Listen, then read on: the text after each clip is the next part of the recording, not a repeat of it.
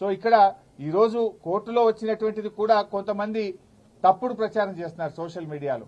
ఏదో శిక్ష పడ్డదనో అసలు కేసే ఓడిపోయిందనో ఏదో తప్పు జరిగిందనే విధంగా కొంతమంది సోషల్ మీడియాలో కొంతమంది కాంగ్రెస్ పార్టీ నాయకులు పిచ్చి కూతలు కూస్తా ఉన్నారు. ఇక్కడ చెప్పదలుచుకుంది ఏంటంటే అసలు విచారణే ప్రారంభం కాలేదు. ఇది తప్పుడు కేసు, దీన్ని క్వాష్ చేయాలని మేము వెళ్ళాం.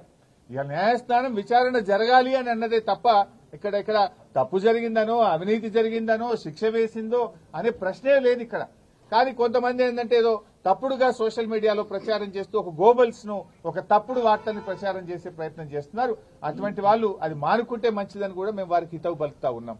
సో ఈ రోజు తప్పకుండా మేము సంపూర్ణమైన విశ్వాసంతో ఉన్నాం. ఇది ఒక తుఫైల్ కేసు.